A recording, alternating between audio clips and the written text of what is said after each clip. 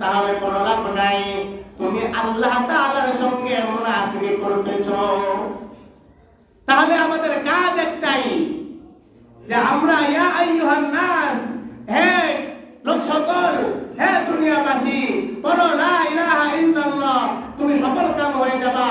এই কথাটা আমার আপনার বলতে হবে এবং আমরা যারা মেনে নিব আমাদের প্রত্যেকের কাজ হবে আল্লাহ তাআলার প্রথম হুকুম হলো নামাজ পড়া। ঠিক কিনা বলেন? আলহামদুলিল্লাহ, রমজান মাস পেয়ে আলহামদুলিল্লাহ খুশি। প্রতিটা অন্তরে আলহামদুলিল্লাহ মুসল্লি ভরপুর ভরা। কিন্তু রমজান মাস চলে গেলে তো আর মুসল্লিদের খুঁজে পাওয়া যাবে না। পাওয়া যাবে? আমি গতকালকে আজকে সকালবেলা ফজরে এসেছি, গতকালকে আসতে পারি না গলা ঠান্ডার কারণে। আজকে বসে থেকে দেখছি আমার পরিচিত যে মুসল্লিদের মুখ খুঁজে পাই না, যারা কন্টিনিউ 5 ওয়াক্ত নামাজ পড়ে। এত আপনারা এসেছেন যাদের খালি সপ্তাহে একদিন পাই, তাদেরকে সপ্তাহে একদিন দেখা হয়, তারা আজকে ফজরে আসছেন, কালকে ইশায় আসছেন, মাগরিবে আসছেন। এরকম তো আসতেই থাকবেন। ও মুসলমান, খালি রমজান মাসের জন্য নামাজ? রমজান মাসের জন্য কি নামাজ? রমজান মাসের জন্য নামাজ না, পুরা আমার জিন্দেগি বালেগ হওয়ার পর থেকে মৃত্যুর আগ পর্যন্ত আমার নামাজ। ঠিক কিনা বলেন?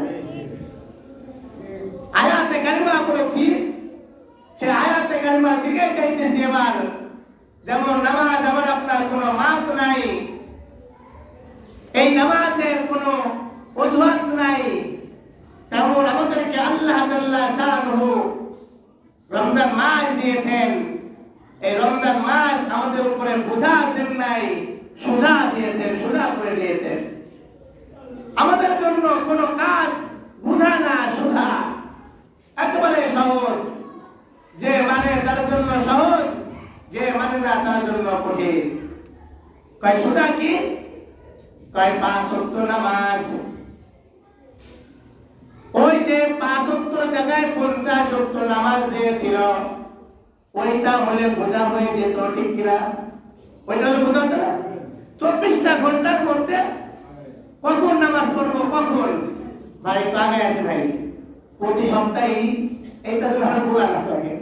কারণ আপনারা আগের থেকে সামনের কাতার পুরা করে বসলে পিছনের ভাইরা তো পিছনে তো আসে, তাই না? তাদের একটু জায়গা করে দেওয়া, সামনের দিকে আসেন, সামনের দিকে। আল্লাহ, আমরা সামনের সপ্তাহ থেকে বা যখন মসজিদে ঢুকবো সামনের কাতার আগে পুরো করে বসবো। আর সামনের কাতারে বসার অনেক ফজিলত, অনেক, যেটা আমরা জানি কিন্তু মানি না। আল্লাহ তাআলা বুঝার তৌফিক দান করুক। আমিন। নামাজ আমাদের জন্য সহজ।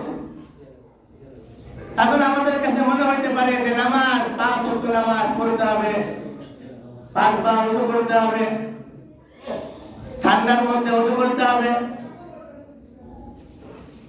এটা আমাদের জন্য অনেক কঠিন, তাই না? কঠিন না, কঠিন তখন হতো যদি 50 ওয়াক্ত চাপায় দিত। যদি 50 ওয়াক্ত চাপায় দিত তাহলে তো এটা কঠিন হতো। 24টা ঘন্টার মধ্যে 50 ওয়াক্ত নামাজ কখন পড়বো একটু মিলাই দেখেন তো। এটা মিলাই যে 24 ঘন্টার মধ্যে আমার 50 ওয়াক্ত নামাজ আমি পড়তে হবে, আমার কিভাবে আমি করবো? সম্ভব? কখন আমি খাবো, কখন ঘুমাবো, কখন ব্যবসা করবো, কখন চাকরি করবো, কখন একটু ঘুরতে যাব, কখন শিক্ষা সফরে যাব, কখন একটু বিনোদন করতে যাব, কখন মিছিলে যাব, কখন মিটিং করব, হ্যাঁ, কখন নির্বাচন করব, সব কিছু এই 24টা ঘন্টার মধ্যে 50 ওয়াক্ত নামাজ থাকলে সম্ভব হতো? সম্ভব হতো না। আল্লাহ তাআলা সহজ করে 5 ওয়াক্ত নামাজ দিয়েছেন আর বলেছেন, এই বান্দা তুই 5 ওয়াক্ত নামাজ পড়, আমি আল্লাহ রাব্বুল আলামিন 50 ওয়াক্ত নামাজের সওয়াব দিয়ে দেব। সুবহানাল্লাহ। রমজান আমাদেরকে সহজ করেছে, কঠিন করে নাই, বোঝা করে নাই। বোঝা যদি হতো তাহলে 12 মাস রোজা থাকলে আমাদের বোঝা হতো। ঠিক কিনা? ঠিক না?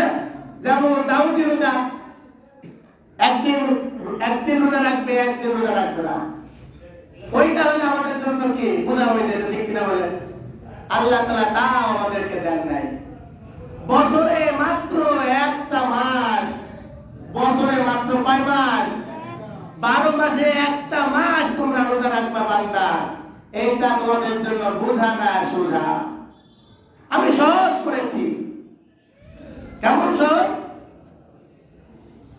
আল্লাহ রাব্বুল আলামিন বলতেছেন, বান্দা যদি 12টা মাস রোজা দিতাম তাহলে তোমাদের শরীরটা নষ্ট হয়ে যেত, তোমরা সকলে চিকন হয়ে যাইতা, তোমরা সকলে কাবু হয়ে যাইতা, তোমরা সকলে একেবারে ভিন্ন হয়ে যাইতা।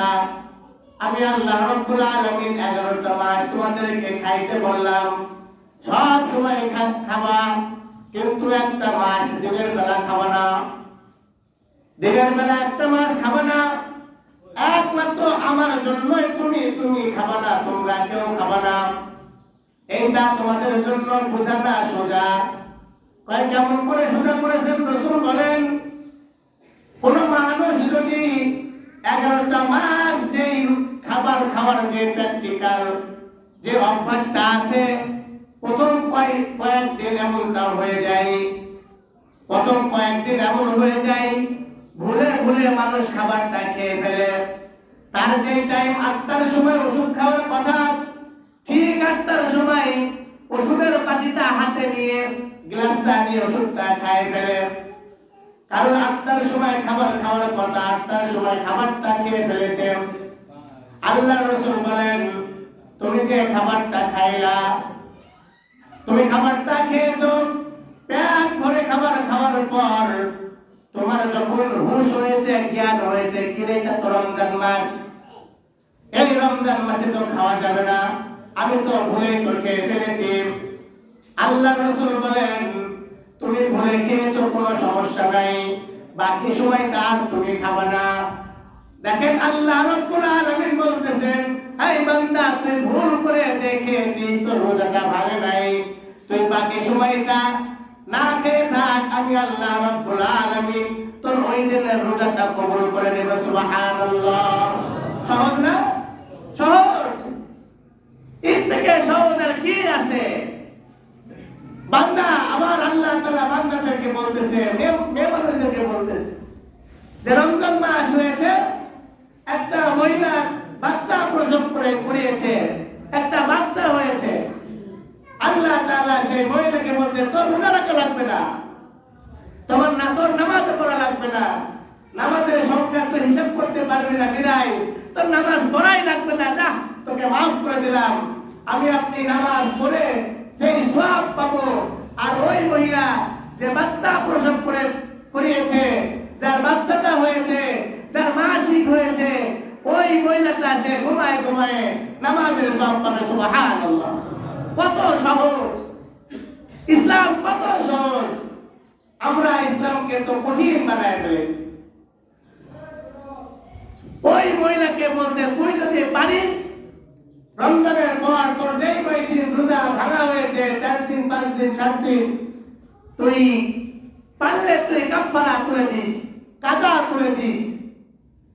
আর নামাজের কথা বলছে, নামাজ তো প্রতিদিন 5 ওয়াক্ত, 7 দিন যদি হিসাব করা হয় অনেক দিন, যা তোর নামাজ পড়াই লাগবে না।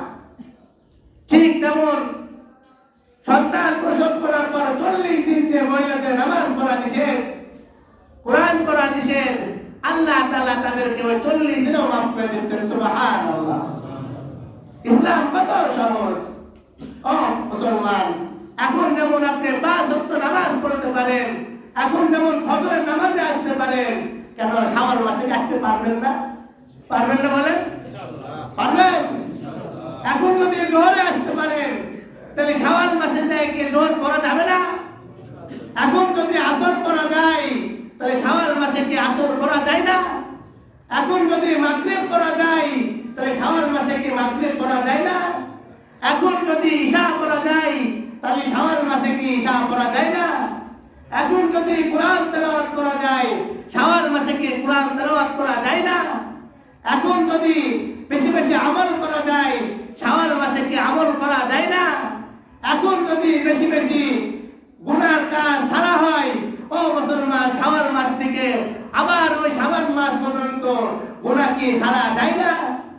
কি যায় কি যায় না? তাহলে যায়, কিন্তু আমরা করি না, ঠিক না বলেন? দোষ আমাদের, শয়তানের তৈরিও লাভ নাই আছে। শয়তান তো কিয়ামতের ময়দানে বলবে, আমি কি তোমার সামনে গেছিলাম, তোমারে কি বাঁধতে রাখছিলাম, এই জাফর তুই নামাজে যাস না, এই তুই নামাজ পড়বি না, বলছিল আমাকে, আমাকে তো বাঁধতে নাই, আমি তো নিজে তো নামাজ পড়ি নাই।